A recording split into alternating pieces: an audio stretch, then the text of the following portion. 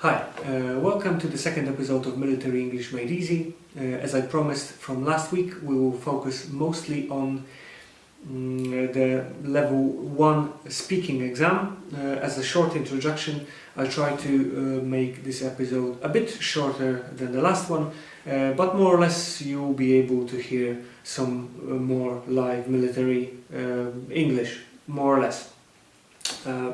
Going back to the last week, I was thinking that what might be useful for you to do as a kind of preparation for the exam or during the course if you are undertaking one is make yourself a couple of printouts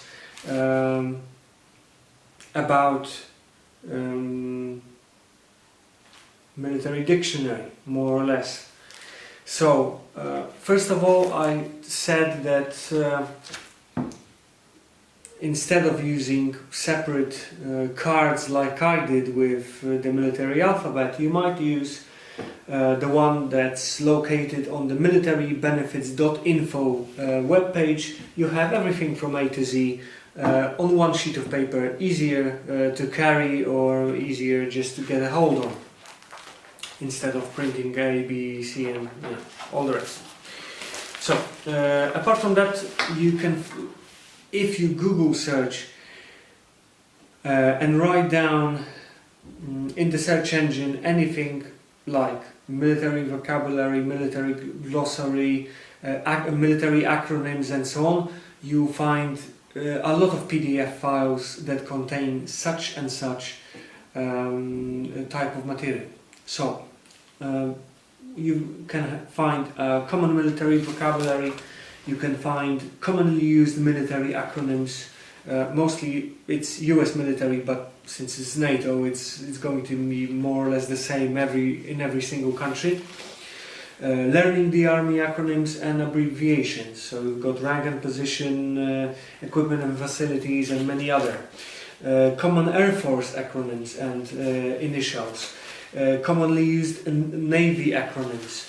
And of course, something of a glossary of common military terms.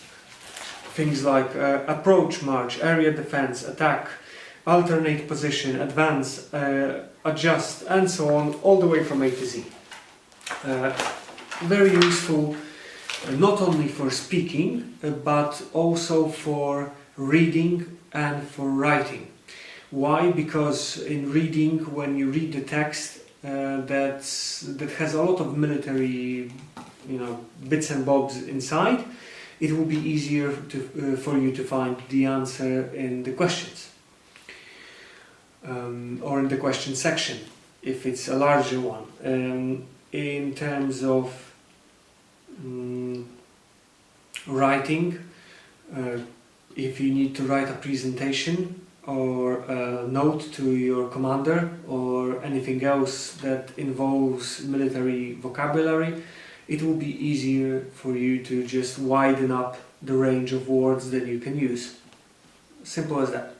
So if you're willing to just prepare yourself a kind of few sheets of military glossary or make yourself your very own military dictionary. So in terms of level 1 speaking exam, since level 1 doesn't need you to be fluent in English, because all the orders, if you go abroad, for example, for a mission, all the orders will be given to you in your native language, so in Polish.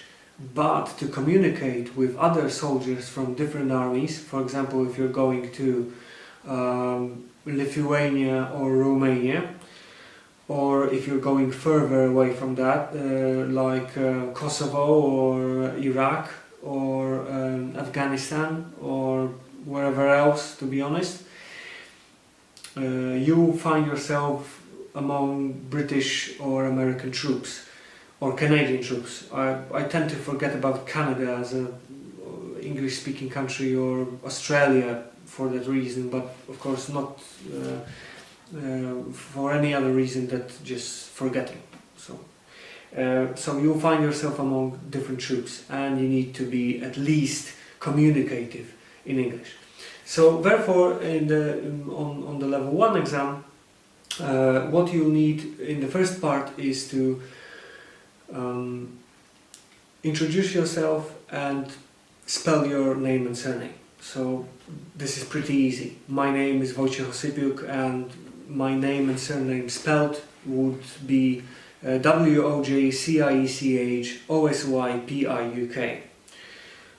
I learned it during my time abroad, since I had to, because people in Scotland, when they heard the name and surname spoken out in Polish, they couldn't get what type of letters are in the name and surname, but that's what they used to have. In the second part, you have to speak about yourself, about your hobbies, about your family, maybe about social issues in general.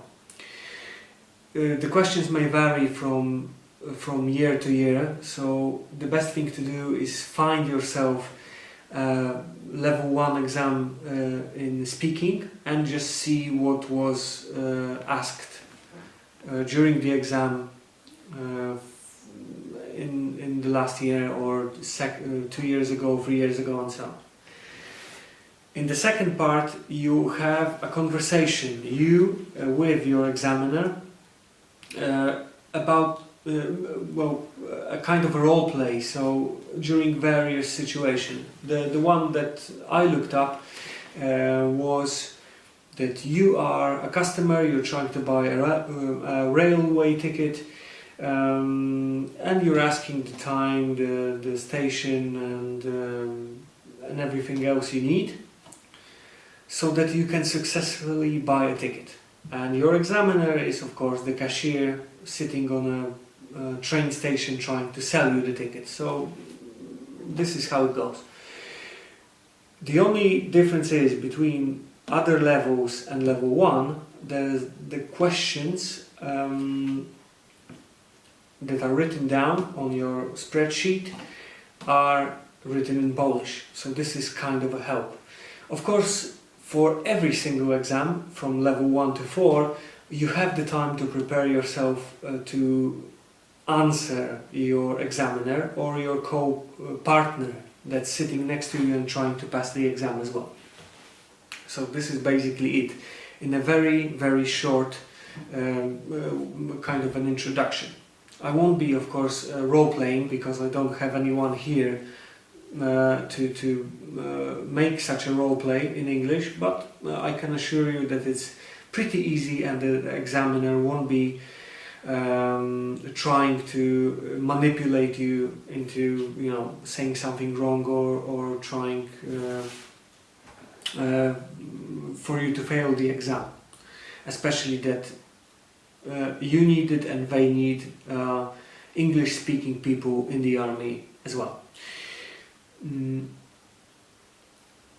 As a kind of an ending to our shorter episode, if anybody of you who are working in the training center and are this year trying to pass an exam or undertake a course, would like a private one-on-one, because that's what we can do now during the pandemic situation, a one-on-one conversation, feel free to come in or to phone. The number is on the bottom of the screen. Let me know.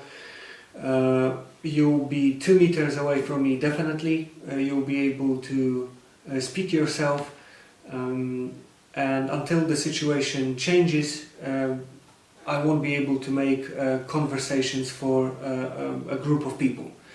When the situation changes, I will be able to take up a group of 5 to up to 10 people during a class for level 1, 2, 3 and 4. Well, maybe not 4, but level 1, 2 and 3. So you can speak yourself, of course.